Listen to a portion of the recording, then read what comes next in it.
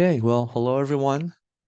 Welcome to Hands-Free Assistive Technology for iPhone and iPad access.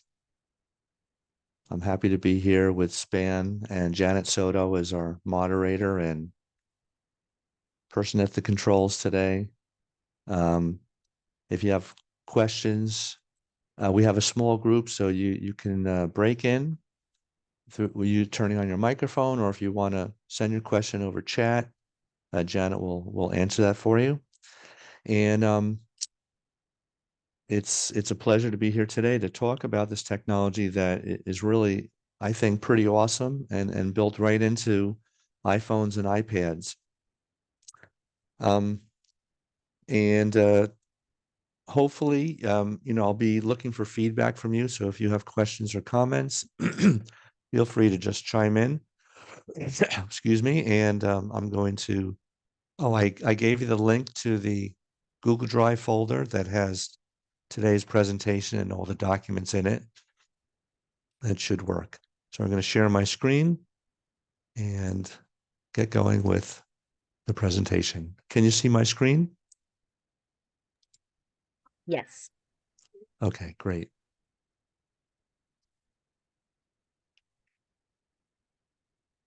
And I'm going to turn on captioning.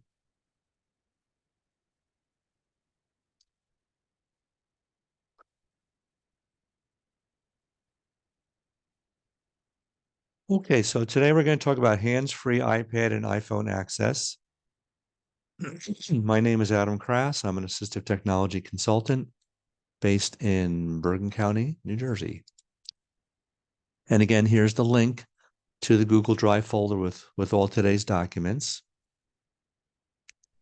The next assistive technology webinar I'm going to be doing will be next week, next Thursday, June 20th. I'm going to be doing this with Brian Friedlander. And we're going to be, this will be the third in a three-part series on artificial intelligence apps used as assistive technology. And next Thursday, we're going to be hearing from folks who have tried different artificial intelligence tools and getting their feedback. So if you today have experience using artificial intelligence and would like to weigh in, please send me an email and tell me the artificial intelligence tool that you've used and how you've used it, and we may include you in the webinar next week.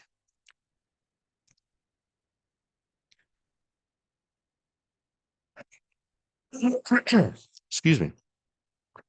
You can also view a recording of today's webinars as well as other assistive technology webinars at SPAN's YouTube AT channel. And the link is right here. So you can that's where the videos are archived, including today's. So I'm an assistive technology consultant. The name of my company is Adam Krass Consulting. I provide assistive technology services to children and adults with disabilities, including evaluations, training, ongoing support, webinars and workshops, and modifications and customizations. I serve Northern New Jersey, Central New Jersey, and New York City in person, and anywhere else remote.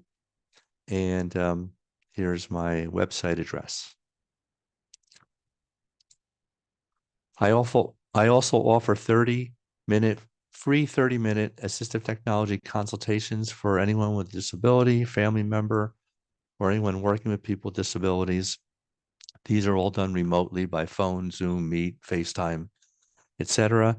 If you'd like to set this up, please send me an email at adamkrassconsulting.com or give me a call at 201-618-2315 to schedule a session, and we can get that set up for you. This is especially good for people who are just getting started in the world of assistive technology, but it can be for someone who has a specific question or they're wondering about the process, etc. A big part of working with assistive technology is trying it out. And if you're in New Jersey and you want to borrow assistive technology, go to the Assistive Technology Lending Center, which is hosted by Advancing Opportunities and funded by Disability Rights New Jersey, ATAC project. You can search their database at their website. You can also give them a call and see if they have a technology that you're looking for. And if so, they'll send it to you. You try it out for about a month, send it back. All the shipping is free. And really trying things out is in many ways one of the best approaches to seeing if you have a good fit between the person and the technology. So assistive technology has two main parts: the devices, which are the things, the technologies, the software, the apps, etc., and the services. The services include evaluations, training, support, setup, purchase, modification, customization. And you really need both pieces together to get a good outcome. You can't just have the technology without the services. You can't have the services without the technology. So you really need to have those two together. So if you're in a situation where you're getting technology for somebody with a disability, make sure the services are being addressed as well. For those working in K-12 schools, the IDEA legislation has specific language about assistive technology, including the definition, which is here. So if you ever work with someone in a school that says, well, you know, schools don't have to do assistive technology. Well, if it's a public school or a receiving school, they actually do have to at least consider assistive technology. Regardless of the student's disability, regardless of their level of current ability, regardless of their challenges, assistive technology must be considered as part of the IEP process. It doesn't mean that every student has to get assistive technology, but every student must be considered. And that usually means having a conversation about whether assistive technology could help the student or not. And assistive technology is important for a lot of reasons, but here are 5. It supports least restrictive environment for learning. It supports greater participation with peers. And this is especially important in inclusion settings where you have students with and without disabilities in the same classroom. It helps students access the general education curriculum. It supports greater independence, and it helps students learn and reach their educational goals. An excellent framework for matching technology to a student is the SET framework. And the beauty of the SET framework is that the step where you look at technology is at the end of the process.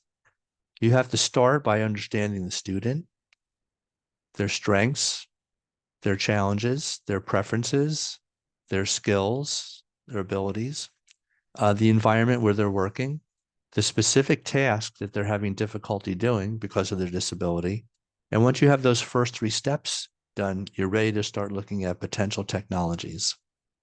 Don't start with the technology. That should be your 4th step, not your first.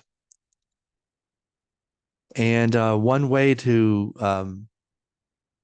consider or have a discussion about whether assistive technology could help a student is to use the WADI AT Continuum checklist. And if anyone's interested in this, I'd be happy to email you a copy of the checklist or go to WADI .org, I think, or .com. It's the Wisconsin Assistive Technology Initiative. And before we go any further, I just wanted to find out a little bit more about you. So if you could scan this QR code or go to this link and go to page 3 and just tell me a little bit about yourself, that'd be greatly appreciated. I'm just going to jump to the Menti poll and show you what it looks like.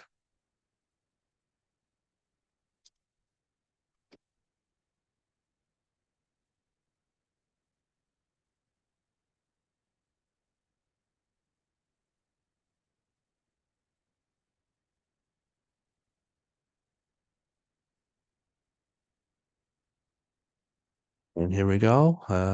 Let's see. Page 3. So far, someone has entered in from one person has entered their information. If you need to see the QR code again, just let me know and we'll get back to that. QR code is here, or you can go to the link. I'll put the link in the chat.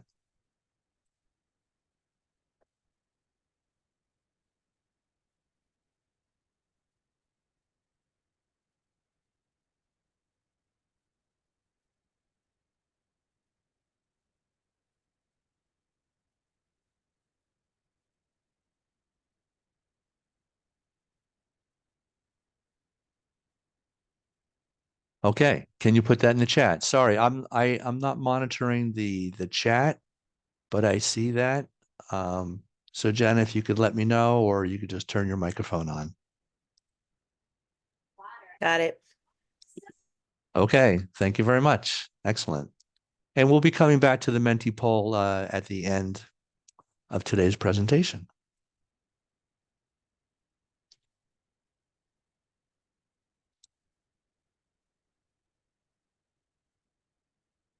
Okay, so hands-free iPad and iPhone access. We're talking about accessibility for a specific subset of people with disabilities. We're talking about folks that have limited fine motor ability, or maybe no ability to use their hands, either limited or non-existent. Folks who have intelligible speech, or speech that something like Siri, would understand, and functional vision, because you really have to be able to see the screen of your phone or your iPad, your iPhone or your iPad, to know what you want to do with your voice. So it's not today's webinar is not so much about people with visual impairments, because you would use different features. You could use Siri, but you wouldn't use voice control necessarily, although you might be able to. There are other programs that you might use if you have a visual impairment, depending on whether you had use of your hands or not. So this is the group we're talking about today. And if you are working with folks with different profiles in terms of their abilities, and you're looking for access to the iPad or iPhone, I encourage you to reach out to me, get in touch with me, and I'd be happy to, to talk about your specific situation if it's different from folks that fall into this category. And one of the first steps you need to do or to think about is you're going to have to mount the device somewhere so that it's in front of the person so they can see it easily without having to hold it, because if they could hold it, they probably wouldn't need voice control. So there's basically three types of mounting systems. There's tabletop systems, either sitting on a table or being clamped to the edge of a table. There are mounting systems that are attached to a wheelchair somehow, and there's a lot of different ways. Or you could have something that's floor mounted. So it sits on the floor. It's usually higher, so it could be sitting height or higher, or in bed, a bed height. You might want to also have something that, and these could also work with someone who's in bed or using an overbed table. There may be other mounting situations, but this covers the majority of folks that might be interested in using voice control and Siri. Now, there's a bunch of companies and a bunch of different kinds of mounts that I would recommend that you look at. The first company is AbleNet.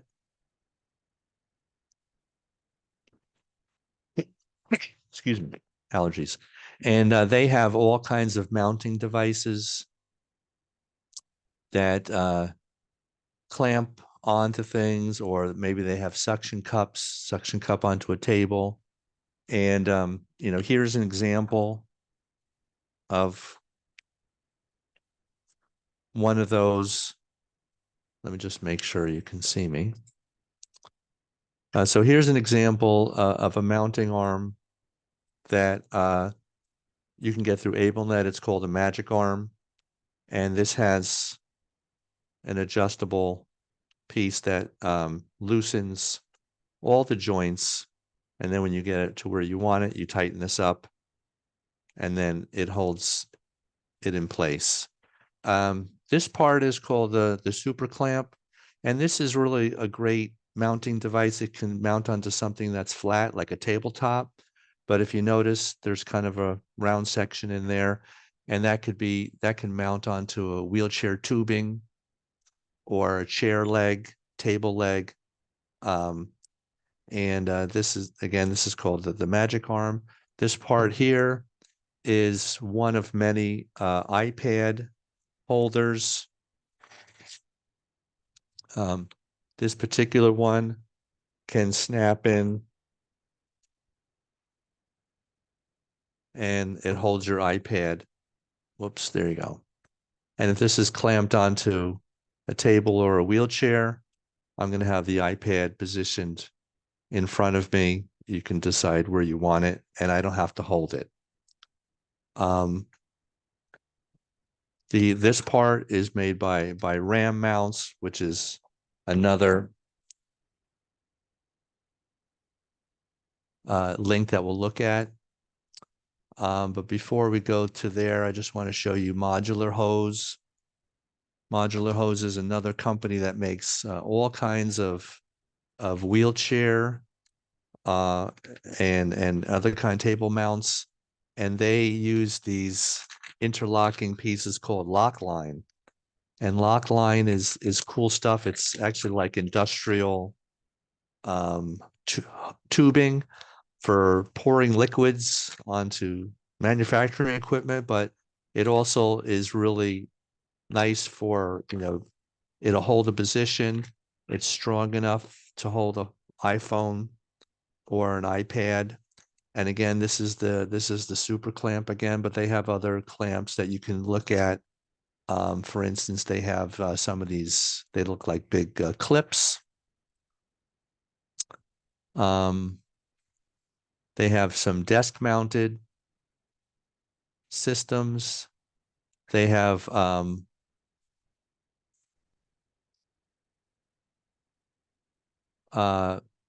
that you can attach to your leg. They also have systems that you can install in vehicles. And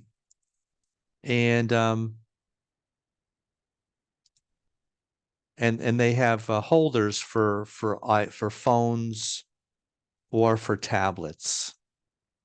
And sometimes it seems like they have like a lot, and it's a little bit confusing.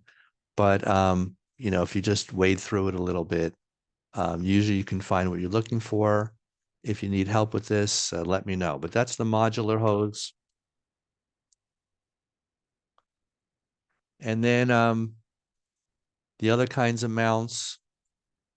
Oh, here's RAM mounts.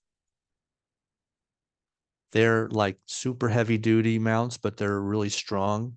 And they have literally hundreds of different kinds of mounting devices for wheelchairs, for cars, for tables. And it's kind of heavier duty stuff. It's a little more expensive, but a little more durable. And again, they make mounts for phones and for tablets. And the fourth is Amazon. So I've got one of these. These are probably a little more familiar to most people. These flexible phone mounts. These guys are it's just a screw, and it tightens onto typically a tabletop. These drawers are just flat, so it's really only good for flat things. It's not so good for tubing. But these are usually pretty inexpensive. These are usually like a spring-loaded mount. You just put your phone in there and then it holds it. And then you can position this, wherever you want it.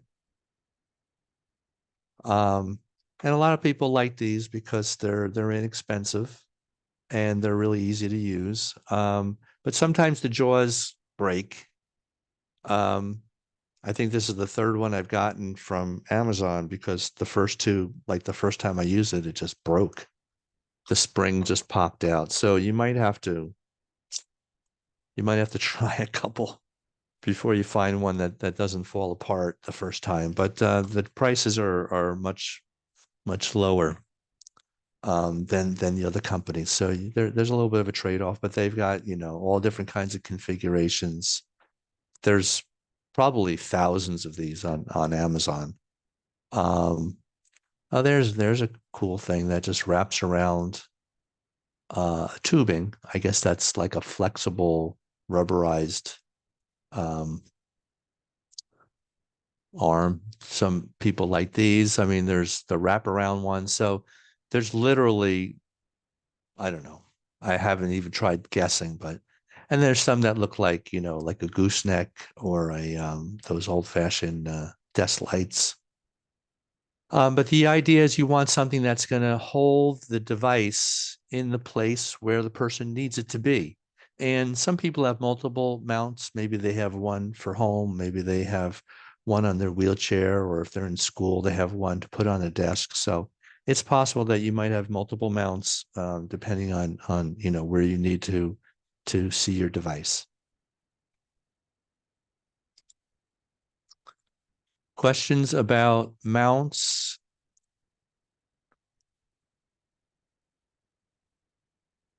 Or comments about mounts?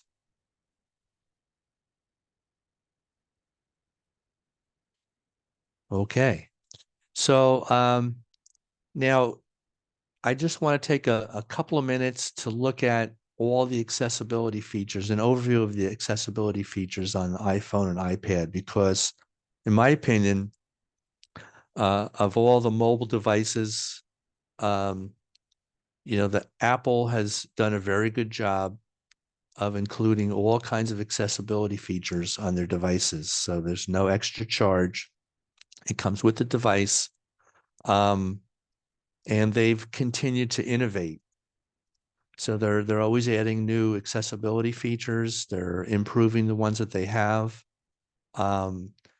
They have done, I think they've also done a good job of addressing the full range of kinds of challenges that people with disabilities could encounter. And there's a lot of different kinds of challenges related to using an iPhone or an iPad, including visual impairments, physical impairments, hearing impairments, cognitive impairments, etc. But today we're going to be focusing on physical access, but let's just take a quick look at accessibility settings. So I'm just going to switch over to my camera.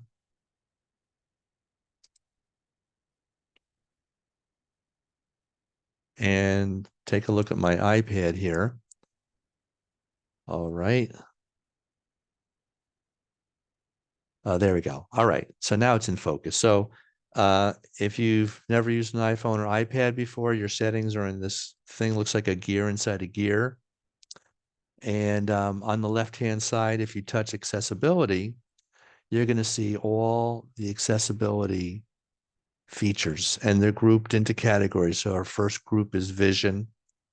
Our second group is physical and motor, which is where we're going to be focusing today. The third group is hearing. The fourth group is speech. And the last group is general. You could have a semester-long course on just all the accessibility features on Apple devices, including MacBooks. because each one has a lot of layers to it. Um, and sometimes, you can it can be tricky if you're using multiple accessibility features at the same time. So sometimes you might want to, ask for help, but there's lots of good training materials online. There's lots of good videos on how to use these different features. Some of them are intuitively obvious. Some of them take a little bit of getting used to. But there's quite a bit in here. So if you've never explored the accessibility features, I encourage you to take a look. And in fact, I've given you a handout called Getting Started with Accessibility Features on iPad. So that's one of the PDFs in the Google Drive folder. And it just gives you an overview of how to get started with the accessibility features. And it kind of lists the categories. And Apple has a full website specifically on the accessibility tools. So that's also a very good resource to consult.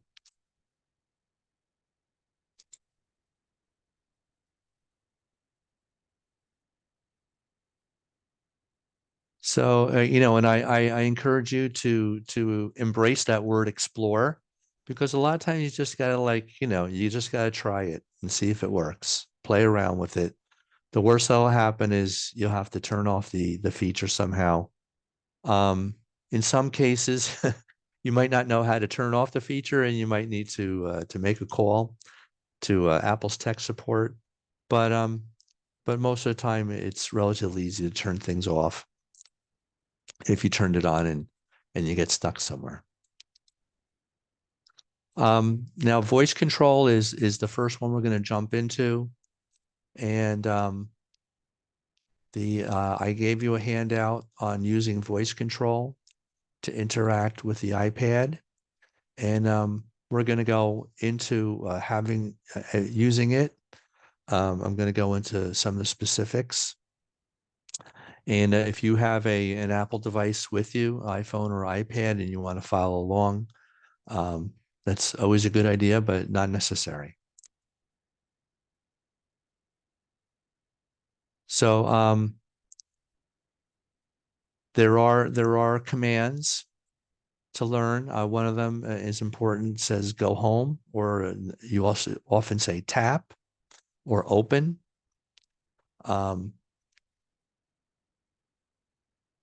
There's different overlays on the screen, and we'll be taking a look at those. There's also different speaking modes: dictation, spelling, and command mode. Usually when you're using voice control, you're typically in command mode, but you could also do spelling and dictation when it's needed. All right, so now we're just going to jump over to the iPad, and we're going to explore voice control. So again, accessibility, and then you're going to scroll down to physical and motor, and then we're going to go into voice control. All right, so usually the first step is you're gonna want to turn it on at some point. There is also a guide. So if you want step-by-step instructions on how to go through it, you can open the voice control guide, and that kind of walks you through the process. Now, if you want feedback when you do a command, you could have play sound, so it would actually speak back to you and tell you if the command was accepted or not. But the thing I want to start with are the overlays. So first of all, I have to turn voice control on. And you have three choices with voice control. You have item numbers, you have item names, and you have a numbered grid. So right now you're seeing item numbers. So everything has a number. And if I want to do something, I have to say that number, or I could say tap. So I'm just going to say, I just want to go back, which is number 1. So I'm just going to say 1, tap 1. And it brings it back to me. If I wanted to go to the home screen, I could just say, go home. Go home. And it brings me back to the home screen. Now the accessibility is 39, so I could say tap 39, tap 39.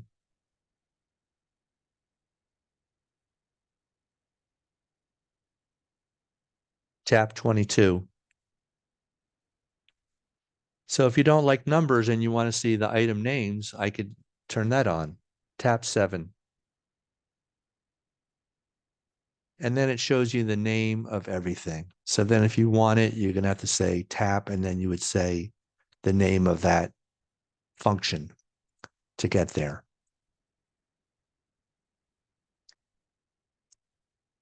Tap numbered grids. So numbered grids is a little bit different way. If you want to, let's say I wanted to do, I wanted to go back. So I wanted to hit voice control on the top. I'd have to go to grid 2. And then I'd have to touch another one and slowly make my way to that control. So I'm going to say tap 2.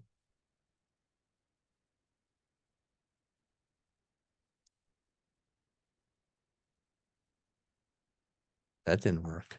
2. Grid 2. 2.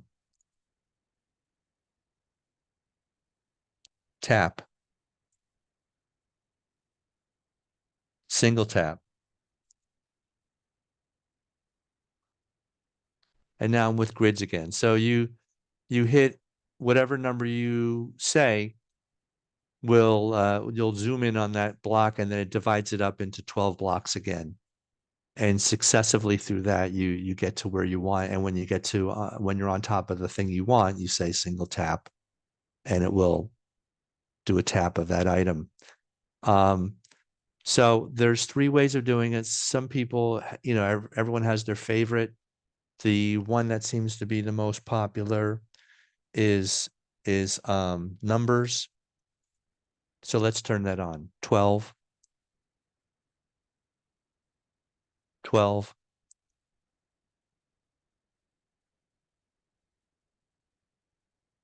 5,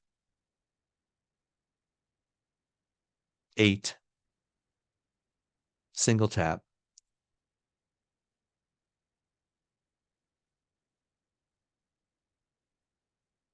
3,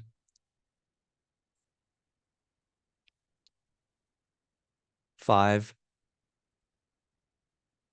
8, single tap. So now everything's numbered. Once you get this, I find that most people are pretty good with figuring out the rest. Learning a couple of commands is helpful. But let's just go to the home screen and look at swiping and opening apps. Go home. Swipe right. Swipe left. Swipe left. Swipe left.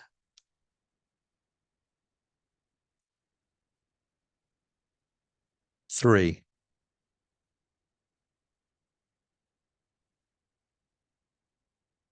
$12.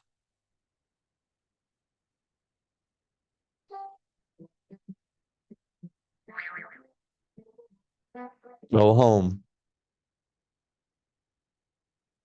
So you can either say the number or you can say tap. It seems to do equally well with both. Go home.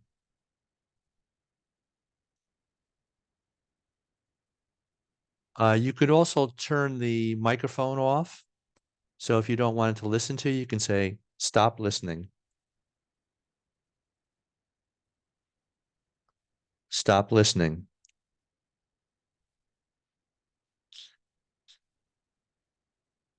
Okay, so now it's in sleep mode. The only thing it's going to react to is if I say, start listening. Start listening. And now it turned it back on. But it'll ignore everything else. So, if you're on the phone and you're giving someone your phone number and you don't want um, voice control to be selecting things, you could just say, stop listening. Start listening. Go home. And that was a perfect demonstration of what I was talking about when you don't want to inadvertently do things.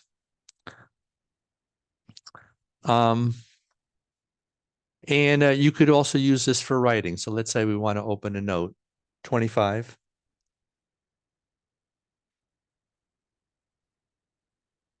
13 for a new note.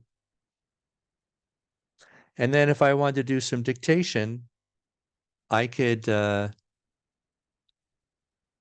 stop listening. All right, it's all right. The dictation is automatically on. So as soon as I start talking, it's going to start dictating what I'm writing, which is great if you're ready to write. If not, then you're going to have to say stop listening until you collect your thoughts.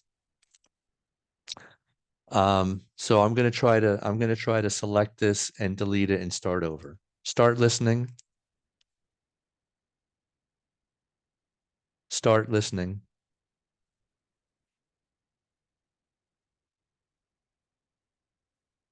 Select all. Delete that. Today is Tuesday, comma, June 11th, comma, 2024, period. Stop listening. So you could use this for writing emails, writing documents, dictating anything that you wanted to write. Or if you really want to type, you can type, letter by letter with the word prediction. And again, the voice control, will give you access to the keyboard as well if you want. Dictating is faster, but you have that option if you want it.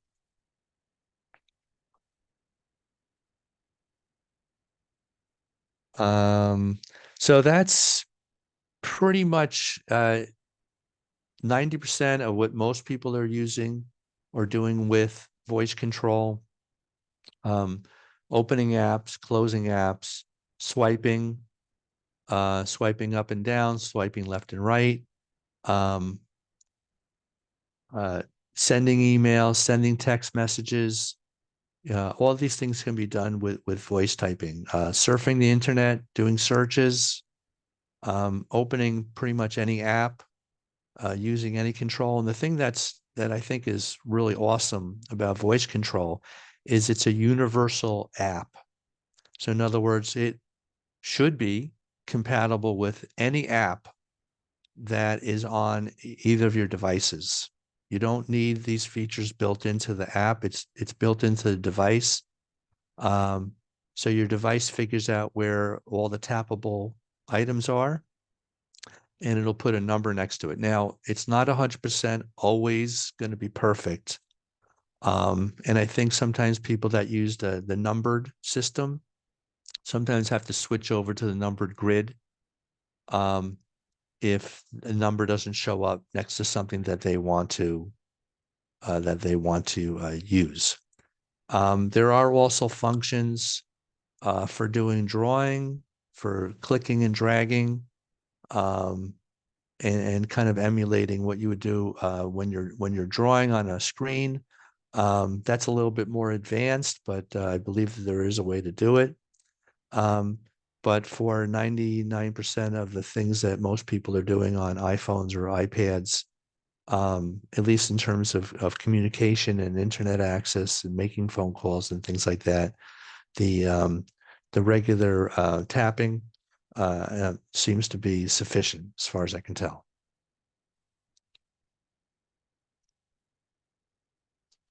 Questions, comments? All right. I haven't been looking at the chat. Let's see. Okay. We're all good. Good. All right. Thank you, Janet. Okay. The next. Oh, by the way, I gave you the written instructions, but there's also video instructions for voice control. And again, this is Apple's video, but there's also lots of other YouTube videos for that other people have made on how to use voice control. I usually start with Apple's just because it's just kind of a habit, and to get a nice overview. And then if I still have problems, I'll look for more videos. Sometimes there'll be a video on just a specific feature of voice control. But it gives you a nice overview of all the different features. For example, how to edit, how to make a custom command. That's nice to know. Maybe you need a special command, or you could make kind of like a shortcut command that might embed a few steps in one.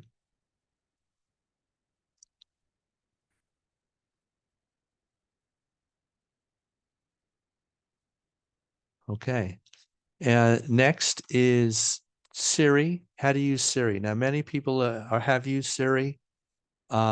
Maybe you haven't, but Siri is another built-in feature. It's been on Apple devices for a long time, and it's great for doing hands-free phone call, or if you want to send someone a text message, or if you want to have something read aloud, or send an email, or write a note to yourself, or add a reminder. Siri is a nice program for doing that.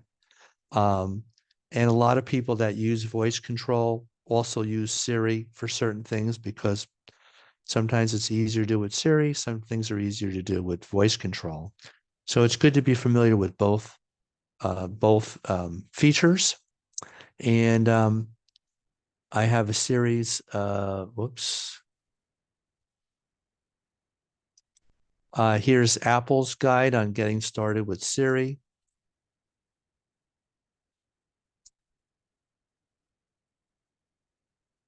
And there's also in your folder a excellent Siri guide for iPhone and iPad that I happened upon, created by a Good Samaritan who wishes to remain anonymous. But this is a really great guide to getting started with Siri. How to take a picture, how to increase brightness, how to use your schedule or set reminders, how to do searches, how to navigate, how to control and play music on your phone, travel information. So we're going to do a little bit of Siri on the iPad. Now, Siri will work on an iPad or an iPhone, or for that matter, it'll also work on a MacBook. Hey, Adam, we have one question asking, can you use Siri and Google on the same device? Siri and Google on the same, you mean like Google Home?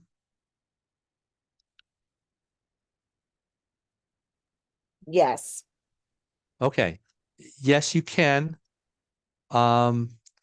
because they have different wake up names.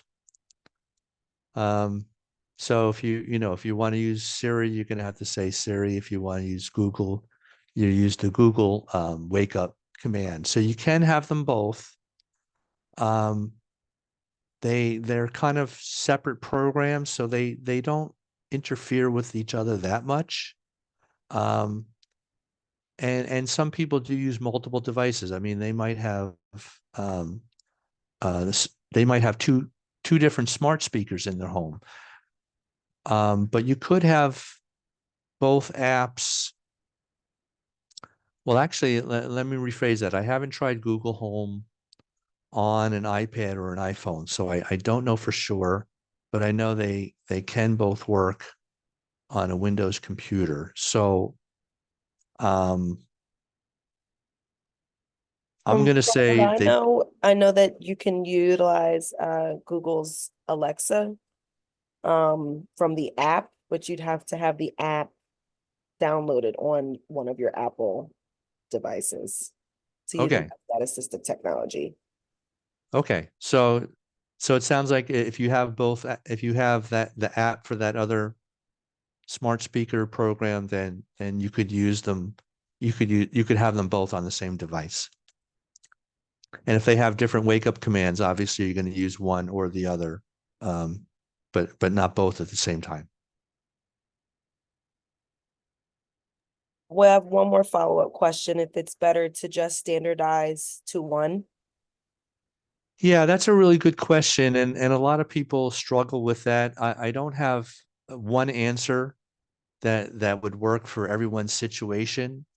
Some people get invested in one ecosystem or another. Like, let's say if you use, the Echo devices and you've been using it a long time, and kind of everything is oriented towards that, then you might use those. If you've been using Siri and the Apple smart speaker devices for a while, you might want to stick with those. So a lot of it depends on what you wanted to be able to do, and also, maybe what you have been using. But if you've never used any any of these devices and you have the iPhone or an iPad, then I would definitely try Siri and see how it works, because they do have similar capability to the other devices. I mean, you can, control your lights, you can control your heating and air conditioning, you can open and close curtains, unlock doors.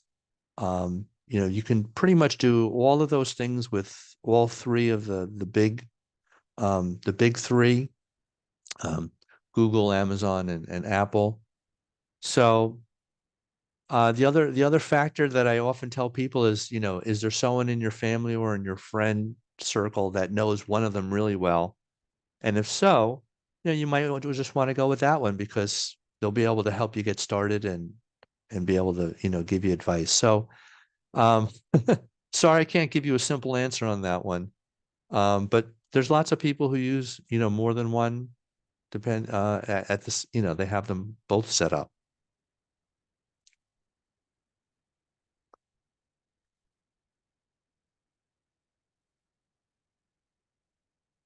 Other questions about that?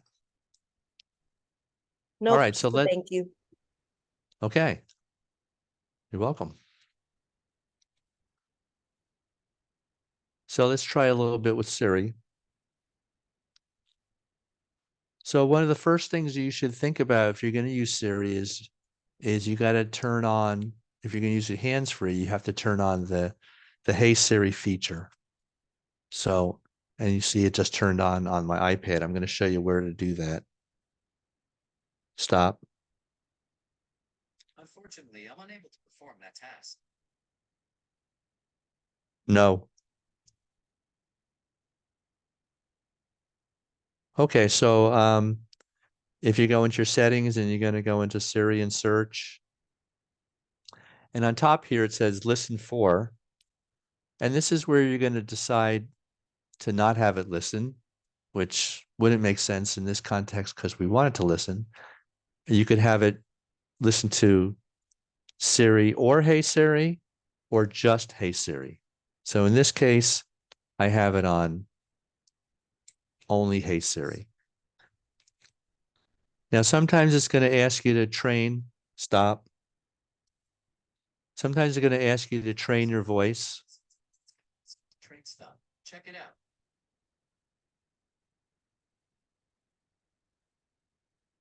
Sometimes it's going to ask you to train your voice so that it gets to know your voice. It's going to ask you to say 5 or 6 phrases. Just say them exactly as they show up, and then it'll be able to recognize your voice a little bit better. So I'm just going to do a split screen here with our iPad. And our instructions here.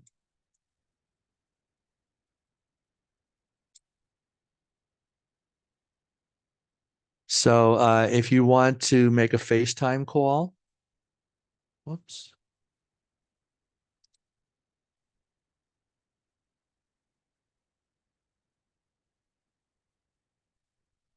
Hey Siri, make a FaceTime call.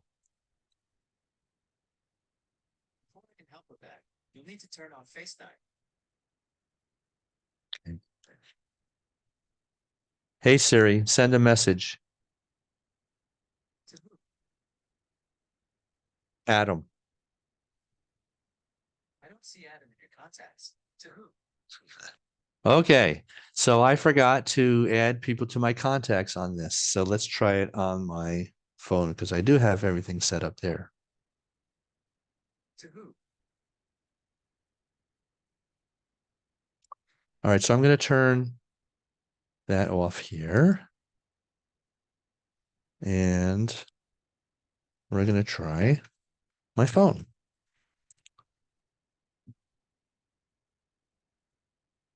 And I have to turn Siri on.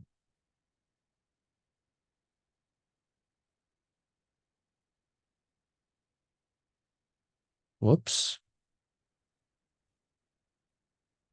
All right, so I didn't program this, so you get to see how I do that. Let's just make this bigger. All right. Siri, how's the weather? Hey Siri, send a message. Siri, set a timer for 3 minutes. Hey Siri, get directions home. Siri, play some music.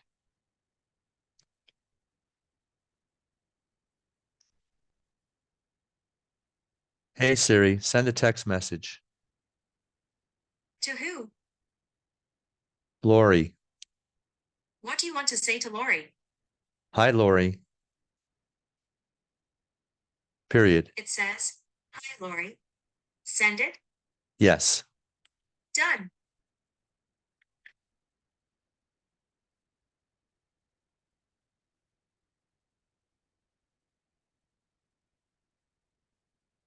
So I encourage you to explore and definitely, look at this handout and just try some of these commands and see how it works out for you. Again, the best thing to do when you're learning Siri is to experiment, and following these directions is a nice way to tell you to do it because it tells you the commands and gives you ideas of different things that you can use Siri to do.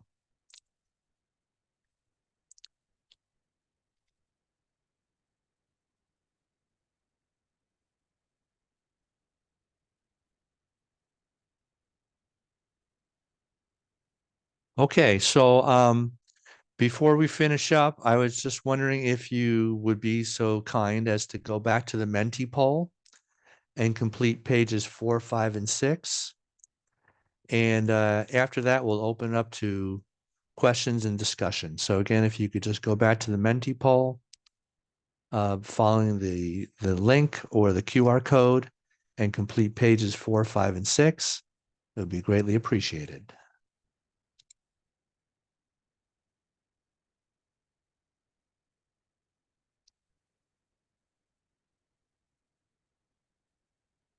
So page 4 is describe your primary purpose for assistive technology. Do you think this assistive technology would help, not help, or you're not sure? And on a scale of 1 to 5, how would you rate today's presentation?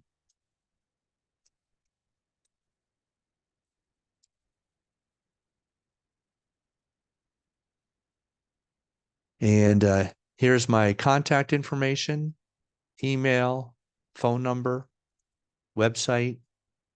I'm going to stop sharing. And we're going to open it up to discussion. So I got a couple minutes. If you have any additional questions. And I'm just going to put my my phone number in the chat. And my email address.